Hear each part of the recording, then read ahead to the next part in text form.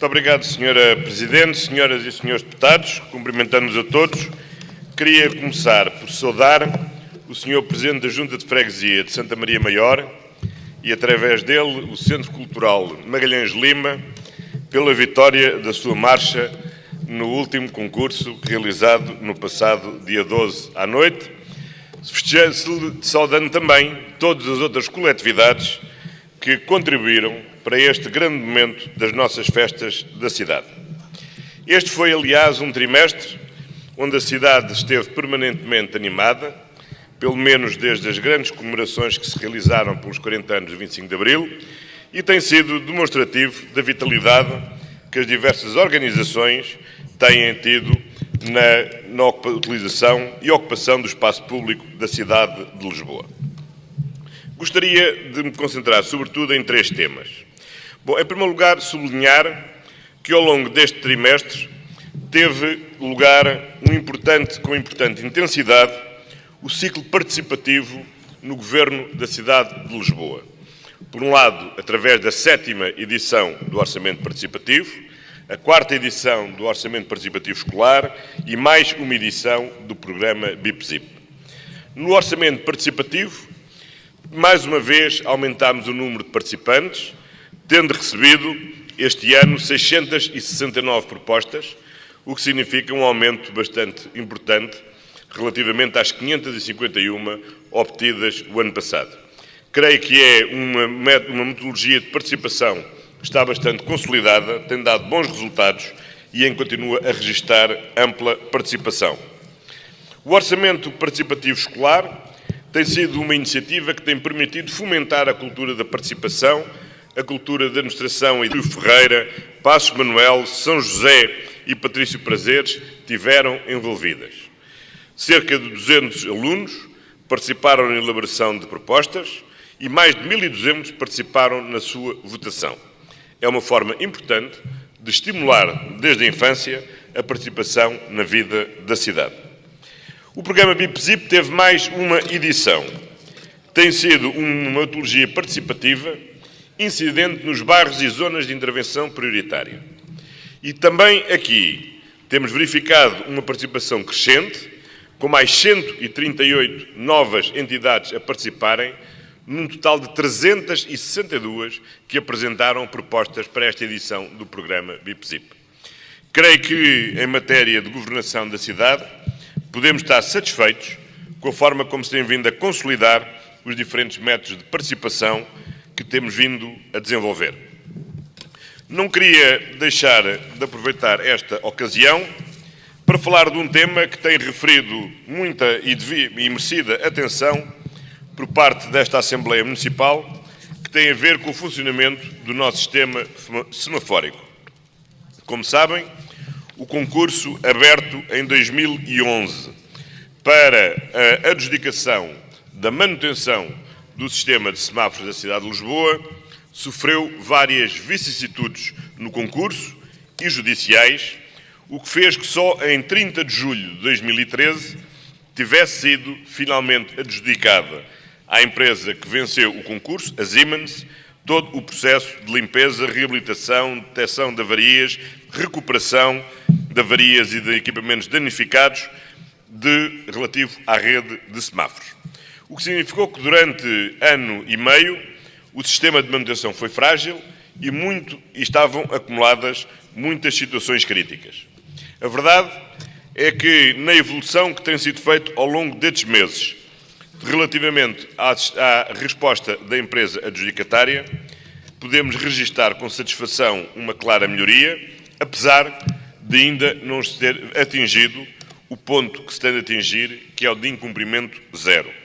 Há dois parâmetros fundamentais. A percentagem de avarias reparadas no prazo proposto, que é de menos de 3 horas, e o número de derrubos derrubos de semáforos derrubados no prazo proposto, que é menos de 6 horas. A situação foi sempre de elevado incumprimento durante os meses de agosto, setembro e, em particular, outubro do ano passado, onde tivemos 21% de avarias não reparadas em tempo e 48% de derrubos não repostos em tempo. Desde novembro tem-se vindo a verificar uma melhoria constante no nível de serviço, tendo nos meses de março e abril sido de 0% o número de avarias não reparadas em tempo e de 4% e 2%, respectivamente, o número de derrubes não reparados em tempo.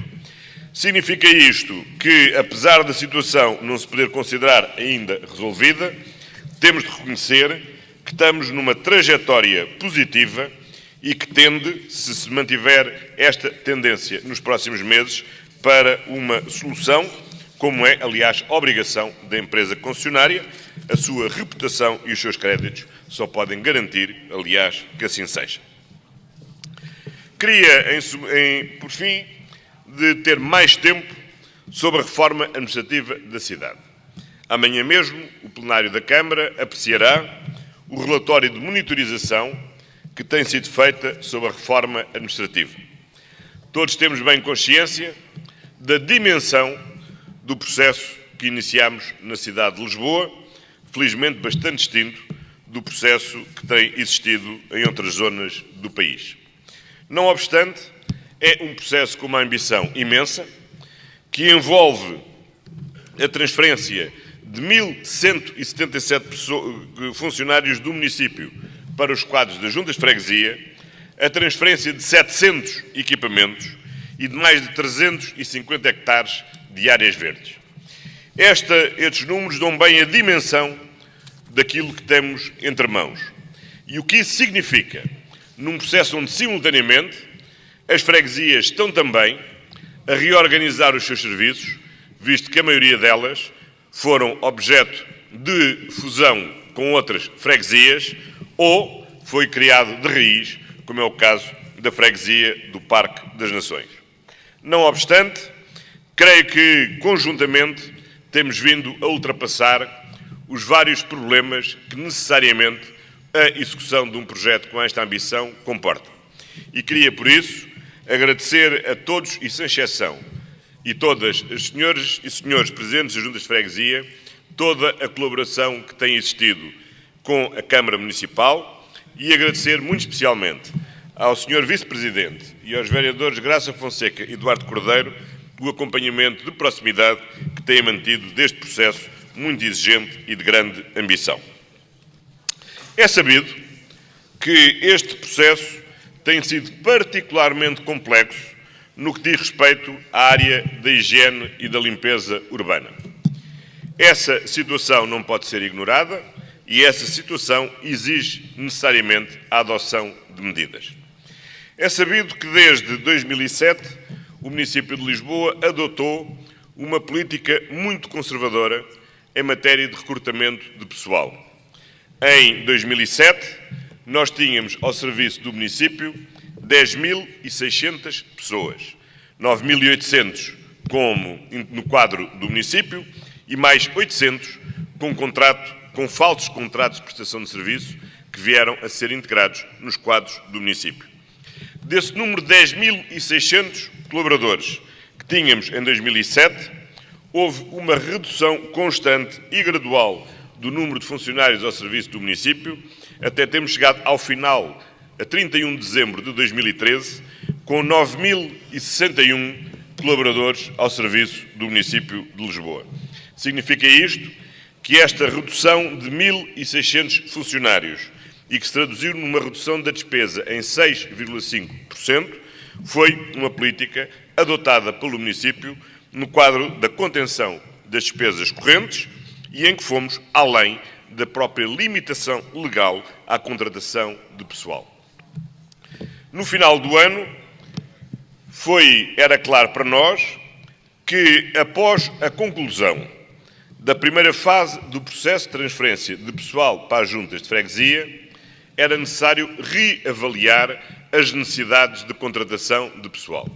Isso mesmo foi, em boa hora e por mim próprio, transmitido às diferentes estruturas representativas dos trabalhadores do município, foi várias vezes repetido, quer aqui na Câmara, quer aqui na Assembleia Municipal, que uma vez concluída essa fase, nós tínhamos que proceder à avaliação do número de funcionários ao nosso serviço e calibrar bem a necessidade de contratação de novo pessoal, em particular na área da higiene urbana. De facto, ao longo destes anos, só a Polícia Municipal, o Regimento de Sopadores Bombeiros e a área da higiene urbana tiveram reforço de pessoal e sempre aquém do número de pessoas que se aposentaram por terem atingido o limite de idade ou por outro motivo qualquer. Se atentarmos bem o que aconteceu na área da higiene urbana, nós verificamos que em 2007 tínhamos 1.362 cantoneiros de limpeza. 1.362 cantoneiros de limpeza. O que foram sendo reduzidos até termos, no final de 2013, 1.170 cantoneiros de limpeza, o que representa uma contração muito grande do número de funcionários ao nosso serviço. Com o processo de transferência para as juntas de freguesia, a Câmara Municipal chegou, em junho deste ano, a um total de 420 cantoneiros de limpeza nos quadros do município. 420 cantoneiros de limpeza. Este número, contudo, é preciso ter em conta que não corresponde à totalidade dos funcionários que estão aptos para o exercício da sua atividade. Só 271 estão aptos para o exercício da função de cantoneiros de limpeza, estando 83 considerados inaptos para o serviço e estando 60 destes funcionários em situação de ausência registada há mais do que o tempo legalmente permitido. Significa isto que, objetivamente, o número de funcionários que o município dispunha era claramente insuficiente para o serviço que havia que realizar. Como tínhamos estabelecido e concluído o processo, a primeira fase do processo de transferência, havia que avaliar as necessidades e havia que responder à satisfação dessas necessidades.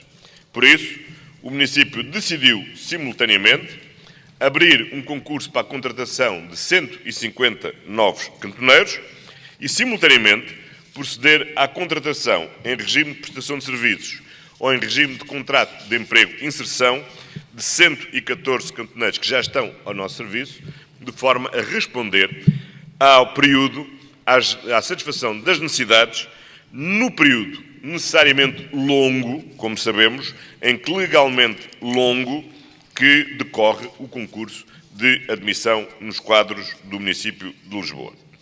Foi essa a decisão fundamental que foi tomada e essa a decisão que foi implementada.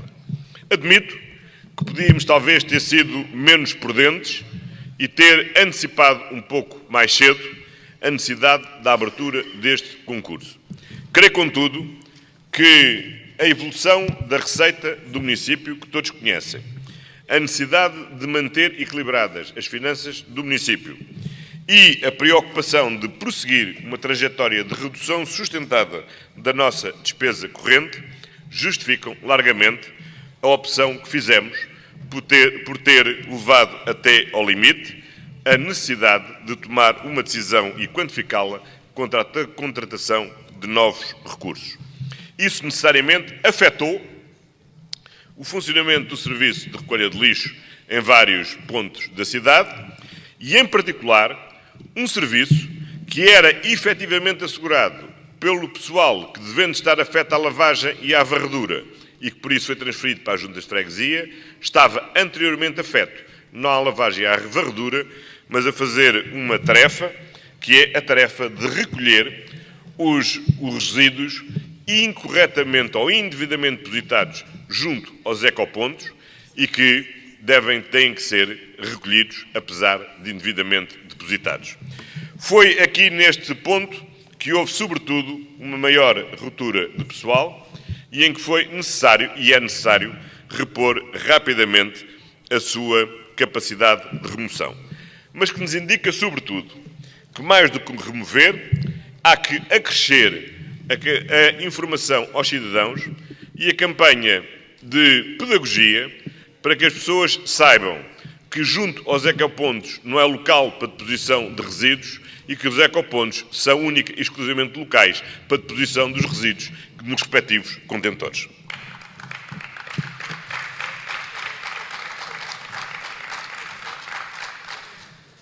Creio, por isso, que estas medidas estão não só justificadas, como são as medidas ajustadas para, mantendo a linha conservadora que temos mantido. Quanto à evolução da despesa corrente, devemos prosseguir de forma a ganhar cada vez mais ganhos de eficiência, sem continuar a pressionar o número de quadros existentes ao serviço do município. Creio que, vou já terminar, Sra. Presidente, creio que... tenho tempo, que estava... está bem. Creio, por isso, que devemos continuar esta atuação prudente e continuar a fazer como temos feito, com grande colaboração de todos os presentes da Junta de Freguesia e, em particular, daquelas freguesias, é preciso reconhecer, como Santo António ou Santa Maria Maior, onde, pela natureza dos espaços, maior número de eventos ocorre, uma boa colaboração e interajuda entre os quadros do município e os quadros transferidos para as diferentes juntas de freguesia.